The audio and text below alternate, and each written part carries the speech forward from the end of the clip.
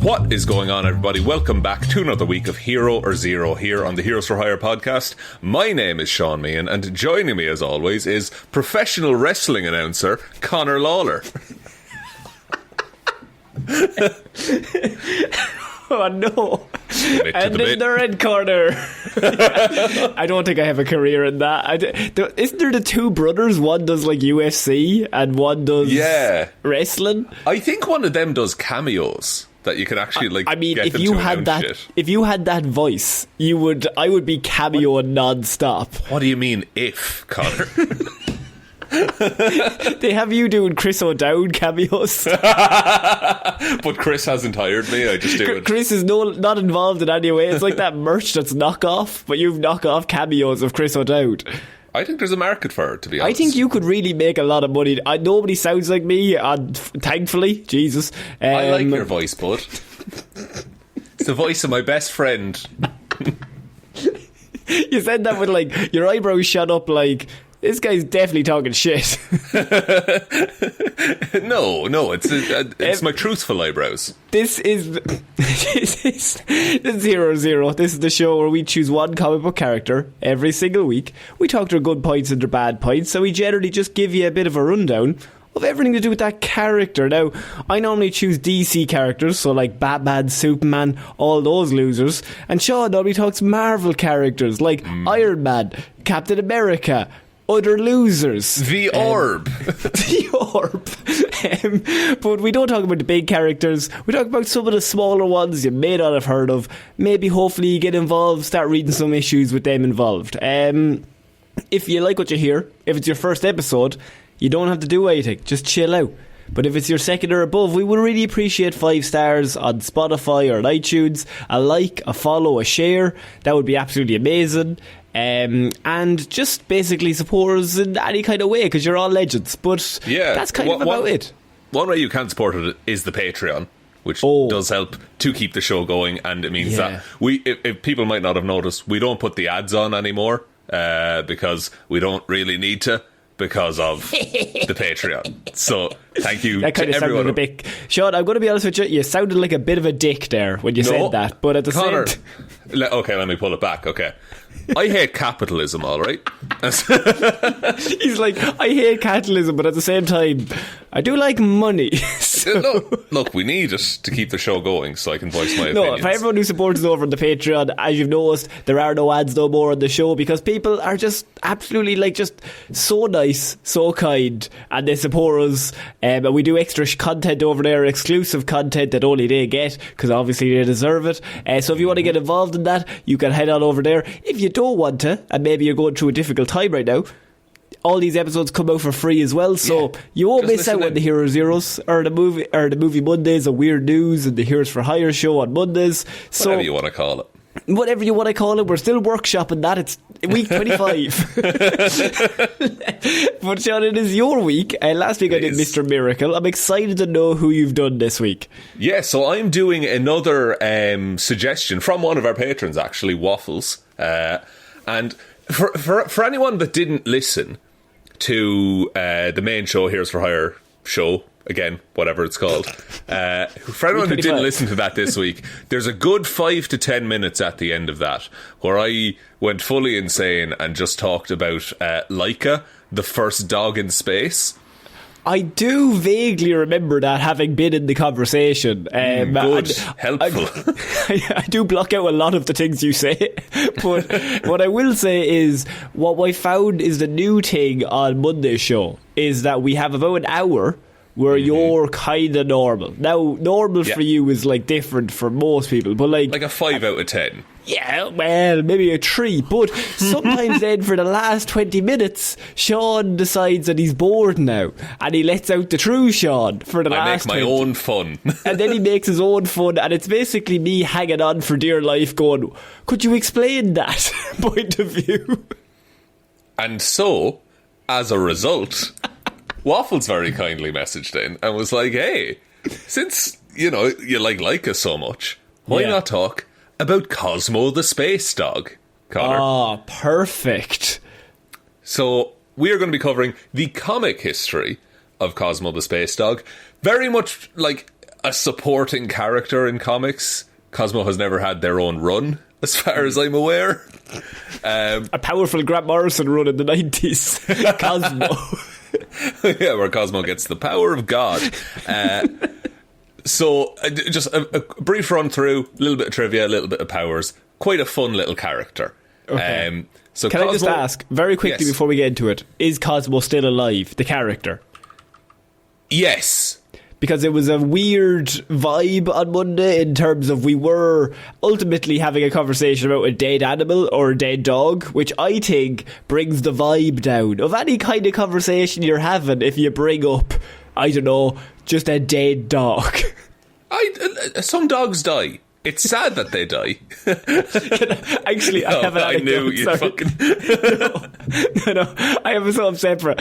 I was at work last week and I had one of the worst... You know those moments where somebody else is telling a story and you're like, that's the worst anecdote I've ever heard, right? So they're telling this story and then somebody else said, oh, I need a driving instructor. I want to get into driving. I need a driving instructor. And then the response was... oh, I have a driving instructor. Oh, wait, no, they're dead. Now, I think it was one of those moments where I was like, this anecdote is so terrible that I think it's actually funny, but it's very hard to laugh at that because the ultimate goal of the story is quite sad. So you're unhelpful in two ways there. Number one, you haven't provided this person with a driving instructor, and number two, you've bummed everyone out. You've ruined the mood. You can't then suggest a new driving instructor. I can't follow that up with, well, I know a lad and he's very alive. Yeah, so fucking one up to me, honestly. I'm going to start doing that whenever any conversation, just introduce a character, doesn't have to be real, and they very sadly died in a really tragic circumstance, and then you're just like, wow, the vibe has been ruined here. Shifted, folks. I'd love a bouquet of flowers. I actually had a lad that I bought flowers. I'll set you up and get his number. Actually, no, he died saving a child in a storm, actually. Or worse, died. He was arrested for child killing. He was killing a child while saving a different child. Sorry. Oh, my apologies. Sophie's choice. Go on. Cosmo sorry, the Space I Dog. interrupted Cosmo. So first appearing in Nova Volume 4, Number 8 in November 2007, Cosmo was formerly a test animal for the Soviet space program. He was launched into Earth's orbit as part of an experiment, but his spacecraft drifted out of orbit during the 1960s, eventually sending him to Nowhere.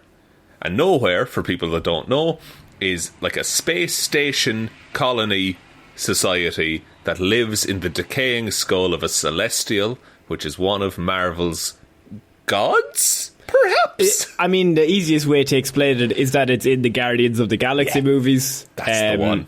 It's the big giant floating head they go to in the first one. It's really cool.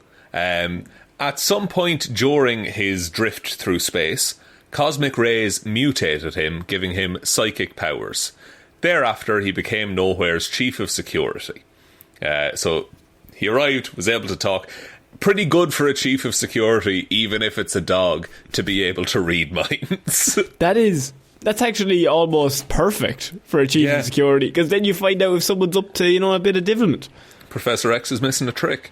When the Guardians of the Galaxy first formed, Nowhere was recommended to the team as a base of operations by Nova. So Nova met up with him and was like, hey, there's this place, would be perfect for a ragtag group of misfits like yourselves. Cosmo allowed the team to use Nowhere as their base and would help them whenever they needed him, especially in the use of the Continuum Cortex transport system. So in Guardians 2 where they're flying through all those hexagons? Yes.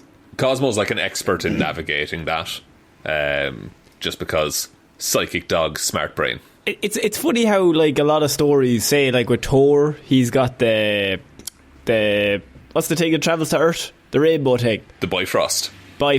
So he's got the Bifrost, and they're like, they're in space, but we do want to kind of be able to bring them to Earth every now and then and make it make sense. Because space takes a long time to cross. It's a long time. You know what I mean? So we need some sort of teleporter, but that's not a teleporter. So, yeah, exactly. And so Cosmo also suggested different names for the Guardians of the Galaxy team. Now, one of these is better than the other. He suggested the K9 team. Okay, I see. He also suggested the Retrievers. Cosmo, by the way, is a retriever. Is certainly better than the K9 team. Yeah, if the Retrievers isn't used for something, it should be, because that's a great idea. The Retrievers, and I was going to say they all have dog outfits, but that kind of goes into a different territory. I mean, some sort of a dog emblem, maybe? They're called the Retrievers, and they've got a dog emblem as their logo. Yeah, because they're so good at... they go in after the mission and pick up whatever's left, or like a scavenger. Isn't that already a thing in Marvel? What are those people in the start of Homecoming? That's damage control. Damage control. They go in after the whole big fight and then they clean everything up. They rebuild New York every couple of weeks. Yeah. And Michael Keaton doesn't like them. No. Or Michael Douglas, as he's going by now. Is he? Yeah, his real name is Michael Douglas. Michael Douglas Keaton. And he wants so he's gone back to Douglas. He's gone back to Douglas. That's a real power play, and also, if you are Michael Douglas, you gotta feel slighted. I don't know who, you gotta be sitting at home going, this motherfucker thinks he's bigger than me. Yeah, Michael Douglas. He kind of might be at this point. One of them was in The Flash. True. So, Peter Quill's original Guardians of the Galaxy team operated out of nowhere for some time, thus dragging Cosmo into many of their adventures. During one such adventure, Cosmo and the Guardians bounce around the time stream in an attempt to stop the Fault, which is a tear in the universe capable of destroying all reality. Cool. During the adventure, Cosmo is de-aged into a puppy. Because they had a golden retriever which had been around since the 1960s. And people were starting to ask some questions. It's like, how's this dog still kicking? Yeah. I suppose with any comic book you can ask all of those questions of how are they definitely still alive? Batman is definitely dead over and over again. 100%. And there's a sliding time scale. The Punisher is the example I always use. He was originally a Vietnam War vet. And they've just kind of kept updating, for the most part, which war he was in. Yeah, it always is what was the last war? He was in that one. There's been a few, folks. There's been a few. He's normally involved in... I think that they do that for a lot of characters. And the problem was that a lot of the characters were pretty big in the 40s when they were doing that whole they were doing America versus Hitler thing. So they threw all of the superheroes. Oh, World War II, yeah. So was that a thing? Sorry. Yeah, no. It was a tie-in with the comics. Yeah. I think the comics launched it, and then real life caught up. Yeah. Yeah, that's how it works. Yeah. But they had that whole thing. Captain America is easy because he got frozen, but everybody else was part of that squad. And then they're well, they were, but they're also still 27. Shut the fuck up. Yeah, don't worry about it. Peter Parker, either 16 or 40. We're not sure. Fine, don't worry about it. So during a storyline called the Thanos Imperative, the true nature of the Fault, that tear in reality, began to reveal itself. And it was actually a tear to another universe called the Cancerverse, where everyone's just fucking awful and trying to take over and infect other universes with their awfulness. Well, we do not want to go to that universe. The Cancerverse. No, it's pretty good. Seems a pretty cut and dry kind of... Cancer, bad. Unless it's crab. Actually, I think even if it's crab, I don't trust them. I'm the crab boy. I'm born in June. Are you the crab? I'm the crab, yeah. I'd say I've got a crab tattoo on me. I don't know things that happen in your life. I don't care. What are you? No, you're also covered in tattoos, so it's hard to pick. There's the crab. It's also fair. Yeah, so it's very. If you had only one and it was massive and it was on your arm, I'd be yeah, fair dues. I should have probably noticed that. It's my back piece. What are you, a Capricorn? Yeah. I am a Gemini, which apparently are dickheads. Two-faced. I Harvey Dent. Just When we get off mic, you are going to get fucking wormed, right? Oh, so like usual, yeah. Ha ha ha, we are friends. We're best friends. So, they're trying to stop the Cancerverse. The Guardians of the Galaxy allied with Thanos to stop the evil Marvel, who is in Captain Marvel, but evil. In the end, the team disbanded because they lost Adam Warlock, Phyla Vel, Drax, and Star-Lord. Before he died, Star-Lord left Cosmo with the task of trying to collect the greatest heroes in the universe to form a band of... they call them Annihilators. So, like, bigger than Guardians. I thought you were going to be like, they form a band. Form an actual band. I think that is a weird last request, Star-Lord, but we will, I suppose, do it. He loves music. He loves the tunes. So he basically what the Guardians of the Galaxy should have been, he describes them as. And Cosmo assembles a fucking roster, because Cosmo gets the Silver Surfer, Gladiator, Beta Ray Bill, Quasar, and Ronan the Accuser. What? To all team up and protect the universe together. But they're all gods. Yeah. But they all like Cosmo. Who's going to say no to the dog? Yeah, the psychic dog. Also, to be fair, as a negotiating tactic, if you know exactly what the other person is thinking, then you can probably get them on board. Again, the best chief of security in the universe. Like, if you're talking to somebody like, well, what can I do for you? And they're like, well, what would convince you to join? You read their mind. Just give them that. Yeah. And so, again, like, Cosmo doesn't show up in a huge amount of stories. But the extent of this dog's telekinetic ability is insane. Because, okay, first of all, just to get it out of the way, he has the regular smelling and hearing capabilities of a regular Labrador Retriever. That's pretty good. I know we were all thinking that. He also is an incredibly gifted telekinetic, so he can create force fields strong enough to deflect energy blasts. He can read and manipulate the minds of others and other higher animals. He can mask his presence from them, and he can hide other people from other telepaths. And he can also shield himself and others from psychic-based attacks. He can create illusions. He can mind control people. So he can control people's minds. He can paralyze people. He was even able to paralyze the Cancerverse version of the Hulk. As in, like, now, when you say paralyze, what do you mean? Not permanently, but stop them from moving in a fight. I see where your head was at. Like, in my head, Hulk's now just in a wheelchair. Just like this dog put him in a wheelchair. Yeah, it made him go through several rounds of physical therapy. Just and everyone's kind of looking at Cosmo like, bit far, man. Like, you could have just like brainwashed him into stopping, but no, you had to go the extra mile. And I suppose you're a bit of a psychopath, but I'm glad you're in our deck. You know what I mean? Yeah, you want Cosmo on your side. Yeah. He can create mental amnesia, erasing particular memories or causing total amnesia in a person. Holy shit. He can telepathically sedate a target's mind so that it is rendered unconscious. He was able to do this to Thanos. Oh my god, okay. He can project psionic force bolts, which, although they have no physical effect, attack a target's mind so as to cause them pain or loss of consciousness, including a stroke or simply turning them brain dead. Okay. So you're telling me this dog's going around giving brain aneurysms out? Yeah, just like no one's business. So, like, he could just look at Thanos, brain aneurysm, dead. Yeah. But, like, he can look at most people. Because he's a good boy.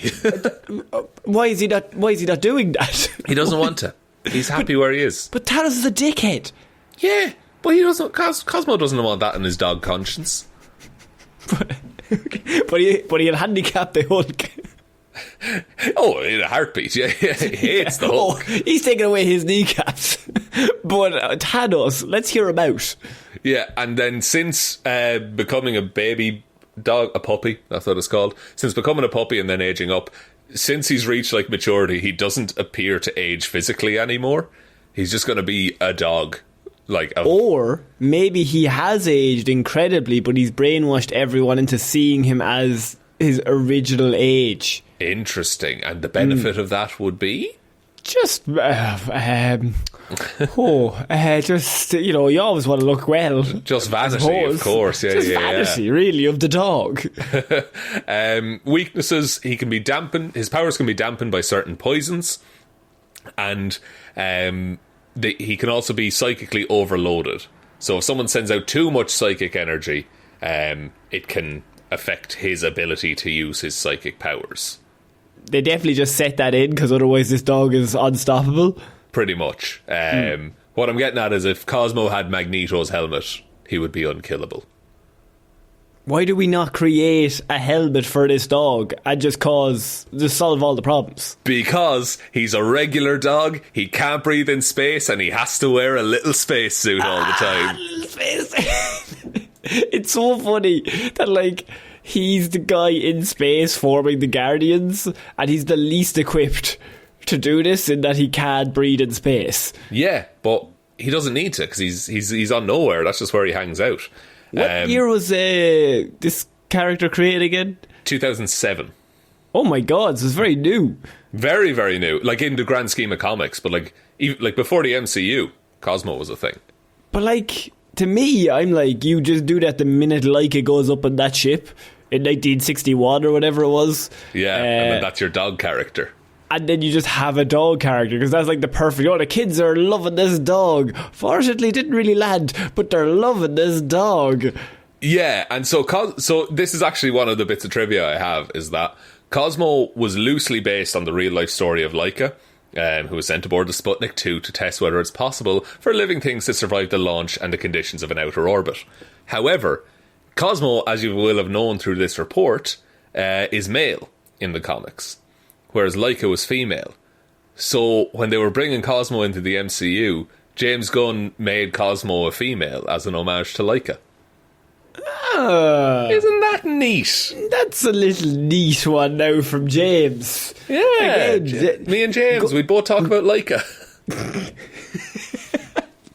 I love how our patrons Waffles this time is talk about the dog.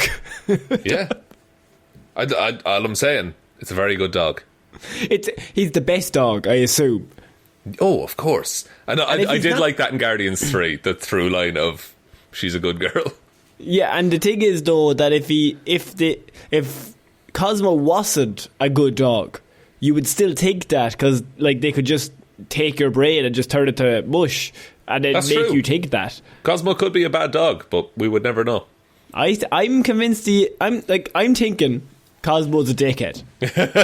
You're anti-Cosmo. I'm anti-Cosmo for no reason other than the fact that wake up, sheeple. Okay, Conor and Lorraine hates dogs.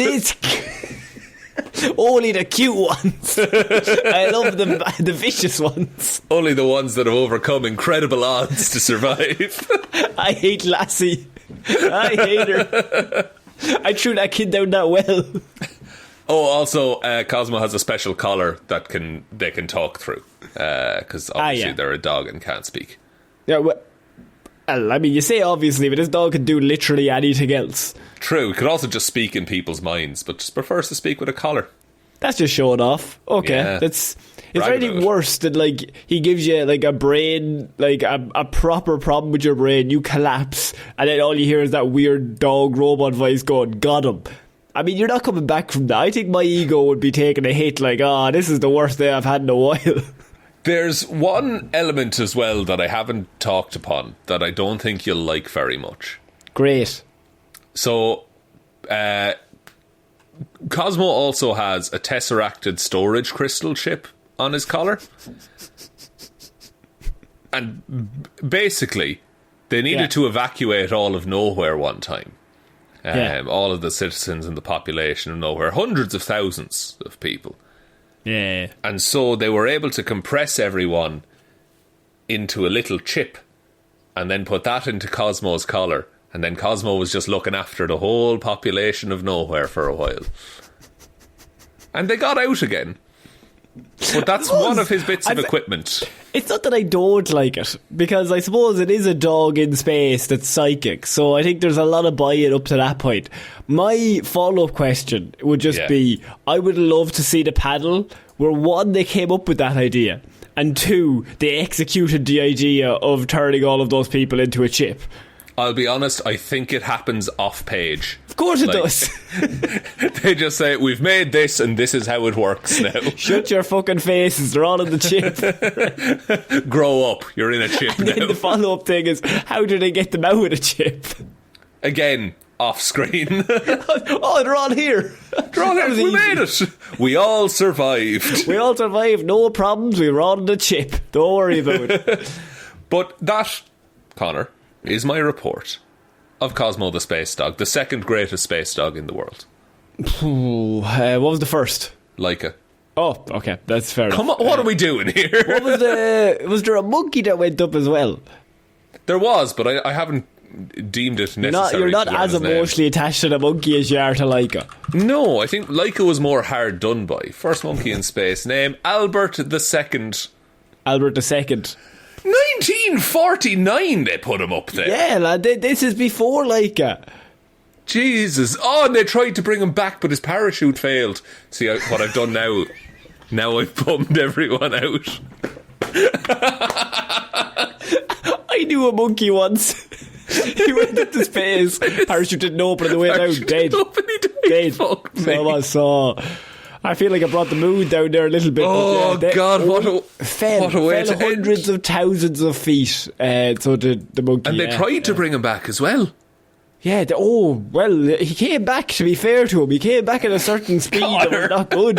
It was the problem. It was the speed he came back at was the issue. If he had come back slower, he would have been fine. If you look at the mission on the whiteboard, it was completed. Get him up, get him back down. They never said anything about the pace and or the result. Column A, check. Column B, check. High fives all around. Let's go check on him. Oh, man. If you like what you heard here, we have hundreds of characters that we've done on Hero Zero. We are still working our way through all the recommendations at the moment, so slowly getting there. But yeah, if you can go back and check out any of the other episodes. We have Monday's show that you can check out as well. We have a Twitter, a Facebook, an Instagram. They're all linked down below, and the Patreon, as we mentioned. If you want to support the show, that would be absolutely amazing. But most importantly, just tell one human being that we exist. Just the one, please. So I've been Conor Lawler. I've been Shaun Chuck. And we shall see you all next week, guys. Bye. Bye.